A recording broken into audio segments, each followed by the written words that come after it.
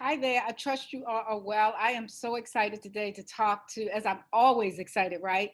To talk to Randi Pumpkin. She is the founder of Art with a Heart in Baltimore, Maryland. She's done a lot of great work in terms of empowering people through art and healing people through art. Let's hear what she has to say. Today, I want to just start off with a brief introduction in terms of how we met. Actually, it's not about how we met. It was about the story that you told me about why you started Art with a Heart. That just impressed me. It stayed with me because so many people are living lives that no longer fulfill them, that no longer give them the sense of joy that they want. And so I want to start off by asking you if you tell us the story about how you actually started Art with the Heart. Absolutely. So I'm going to go back a little further. Okay. It's very relevant today to like what's happening in our world. So I'm from Baltimore. I was born in 1962. So I was 6 years old during the civil rights movement when our city was ablaze. And my father and his father were tailors in West Baltimore. And I don't know if I've told you this Yes, story. you have. Please do. Okay. Please do.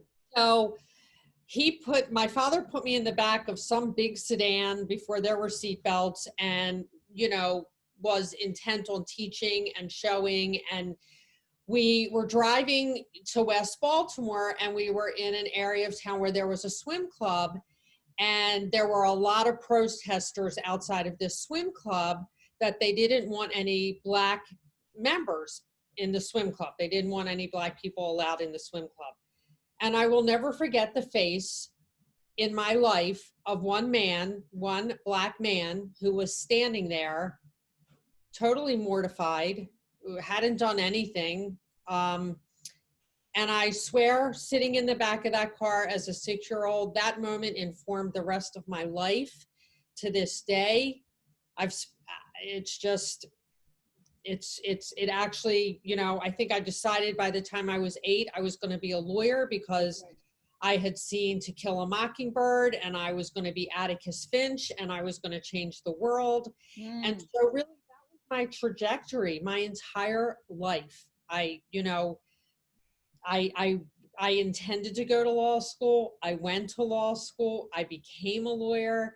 I joined a law firm and I gave it 150%. And I felt like all I did was fight with other lawyers instead of helping people and changing the world. And I remember sitting in court one day thinking I could use my time and my talent in a more productive way that would serve my purpose in life from that day as a 6-year-old. And so from my law desk, I incorporated Art with a Heart. I combined my love of people and my passion for art. I am not an artist, but I am creative and I love the process of creativity. So I combined my passions and incorporated the organization on March 1st of the year 2000. So we just turned 20 years old. That's and right. That's the story. Wow. I want to know when you told me that story, it filled me just as much then as it does now. What was it about the Black man's face, do you think, that really penetrated your heart? I just felt like this is just a man who's standing here doing nothing but being a human being. And why hate anybody for being a human being? And I just, go ahead. Now, I was going to say, and is that not like the question of the day as we sit here in June? What is this, June the 10th of 2020? All of these years later, that is still the question of the day. How do you just hate people just because? People you don't know, people you've never met, people you've not walked a day in their shoes. So yeah, I'm so happy that that impacted you and caused you to follow a path to help people, but also to rear off that path and not be so married to it that you couldn't see that there wasn't an even bigger way for you to be able to make the difference in the world that you felt in your 6-year-old self you had the ability to make. That leads me into my conversation about Art with a Heart. You have, or your organization and your team, you all have served over tens of thousands of people through a variation of programs that you've instituted in nursing homes and schools and youth programs. I can say that Girls as CEOs Foundation was honored to partner with you all there at Art with a Heart when we were in existence in Baltimore, and my girls and staff had a wonderful, wonderful time. What's been most rewarding for you from the inception of your vision of Art with a Heart to what you've actually experienced over the last 20 years? Wow, that's a big question. There's so much rewarding. There has been so much that's been rewarding, but I think it's really, for me, it's the connection to the people that I've met. When I talk to people about Baltimore, I know not only do angels live here, but I know that our organization has helped to cultivate some of them too. Whether it's through collaboration with an organization that was led by another angel and we got to be a part of that process. And I don't say this, lightly, but I'm thinking of kids in my head that struggled to rise up and did. And now, I checked in with a lot of them last week. How are you? Like, just, tired and hungry, some of them said, because they're working, Right. So, I mean, how are you? But I think it's just the connections and the education, like the richness of my life on a personal level that I have. I feel blessed in that. Amen. Really. And yeah. I want to know, and this is an interesting question, are there any correlations between what you did as a lawyer and what you get to do as the director and the founder of Art with a Heart? I am definitely a lawyer every day of my life. I think people confuse the nonprofit world a little bit. Being the executive director of a nonprofit is like being the CEO of a company. And my company has over a $2 million budget. So I have to concern myself with everything that any other business owner would have to concern themselves with in a $2 million company. And so I have, employees and insurance and landlord tenant issues and, are we using chemicals that we shouldn't use around? I mean, there's a multitude of things that, I'm grateful for the education. Whenever I talk to kids, I encourage them to pursue education. Like there's life education and academic education. Suck it all in because it's all good. Yeah. But I feel like I definitely do a little bit of law every day. Wonderful. A few weeks ago, I talked with Charles Bibbs. He's a renowned artist, does amazing painting out here in California. And he talked about how for many years, Black people didn't see art as something for them. And that it took from his perspective, the Bill Cosby show to start showing art in their home for Black people to realize that not only was art something we could own, but also something that we could participate in and become a part of it. So I wanted to know from you, to what extent do you all serve the African American community, and what have you seen it do for Black children in particular? So I would say that 95% of the population served by our organization are people of color. And I had, we've been living in this virtual world for the last 3 months, but on Monday, we had like a gathering with some of our teachers, and they were talking about their students, and most of them work with elementary and middle school students, and most of them have been in the schools that they work for Art with a Heart in for at least 2 to 3 years. So they're seeing their kids grow up, and they were all talking about how they miss their kids. So when you ask me, what are we doing? We are a combination of an art organization and a human service organization.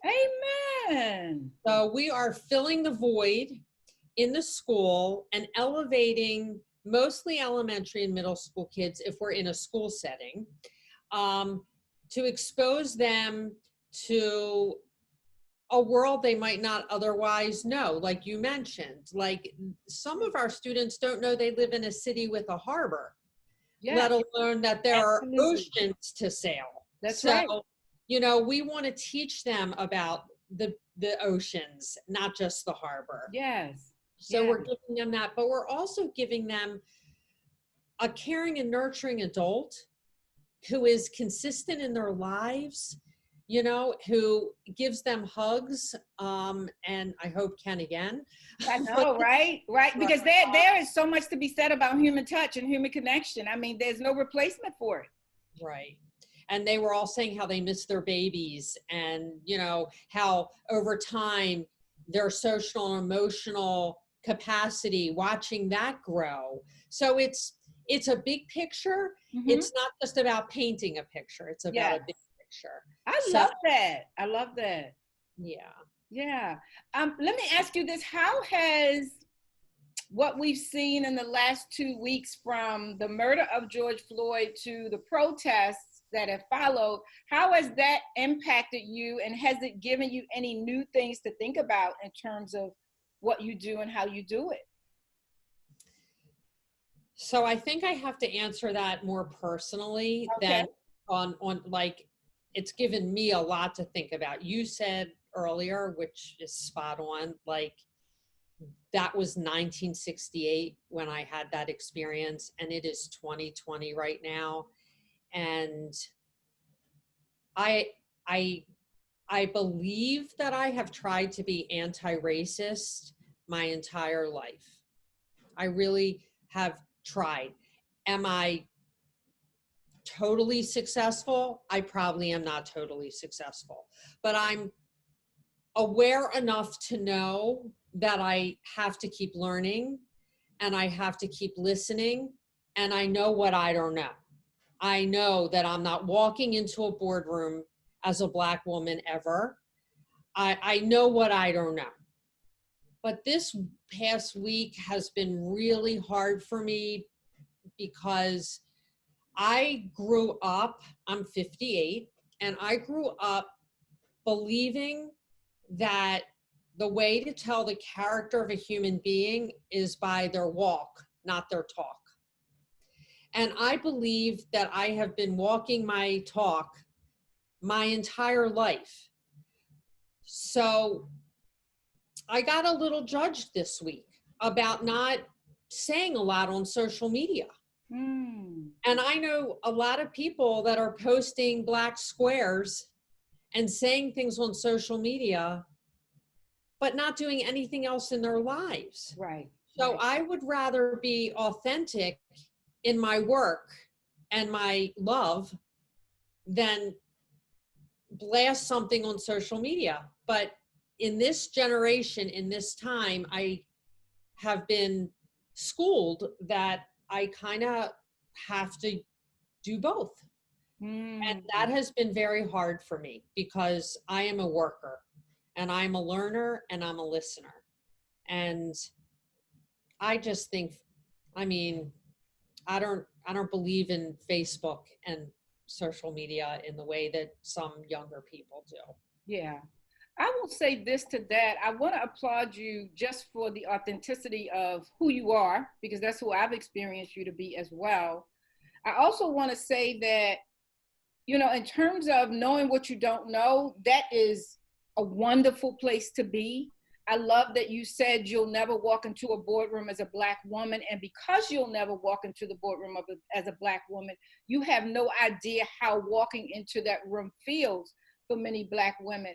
What you do know, though, Randi, is that you have served Black children and families for 20 years, right? And just from that space of having served us, you guys send out a beautiful newsletter monthly. I get them every month. They bring so much joy to me. I smile every time I see them.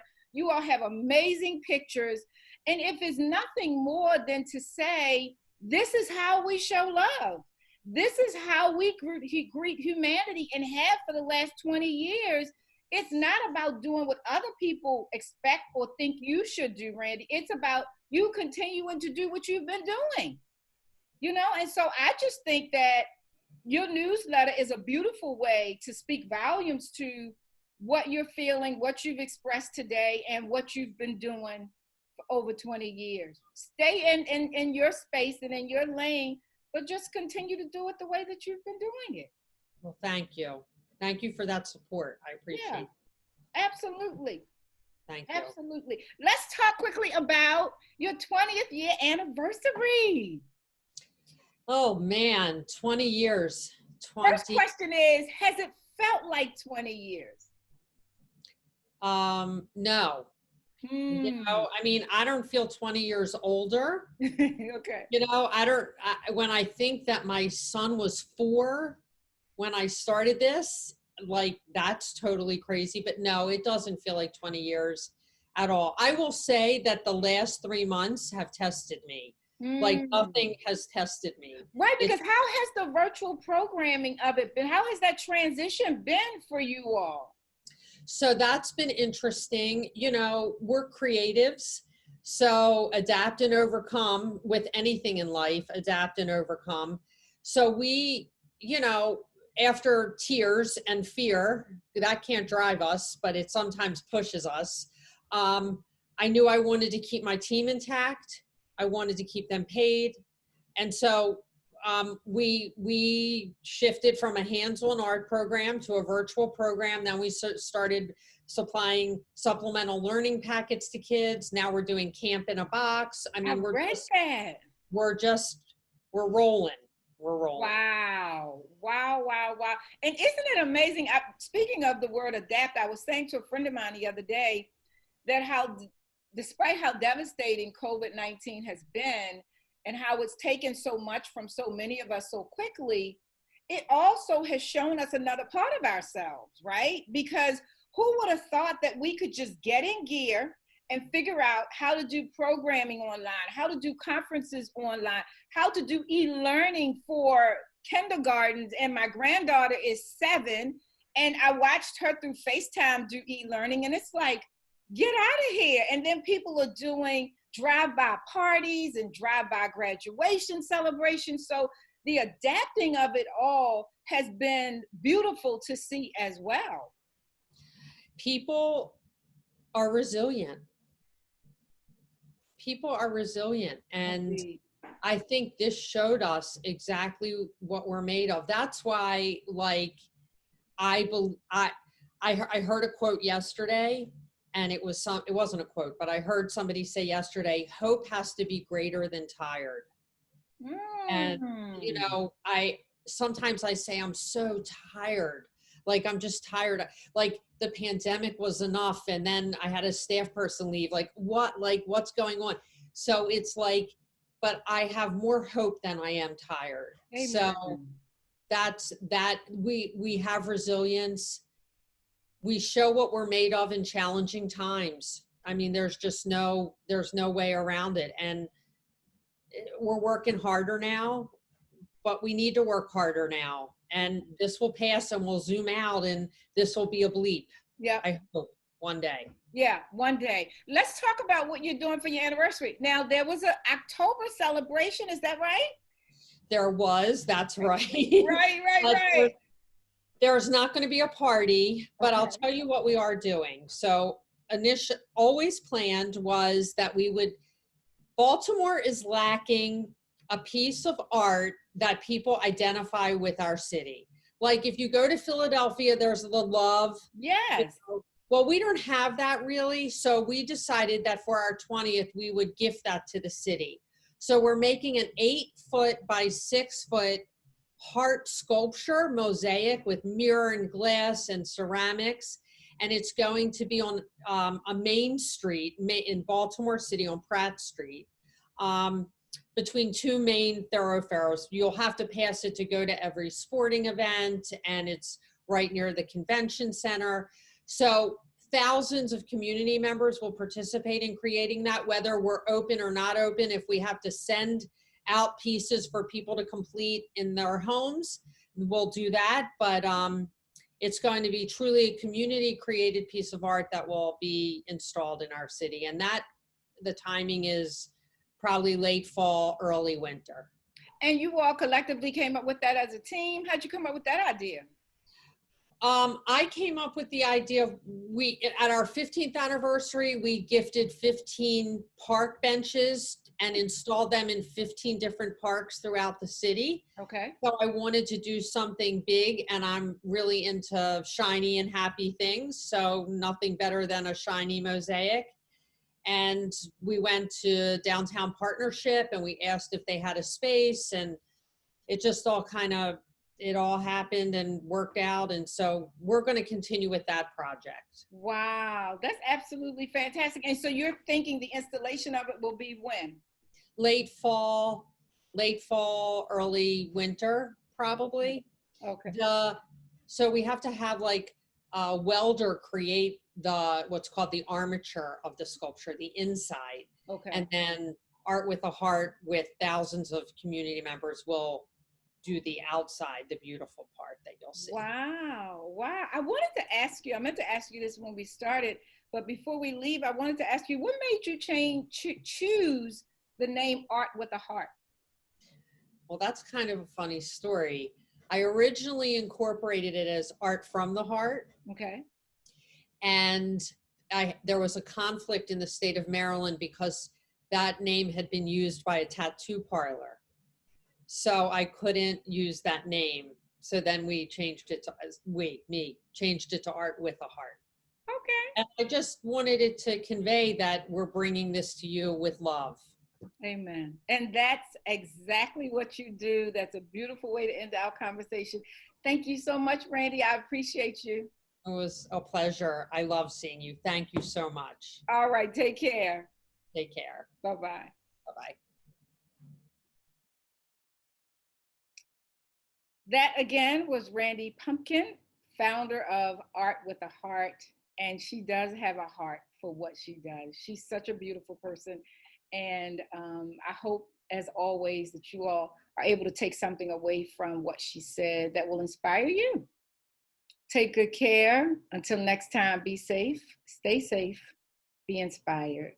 Bye-bye.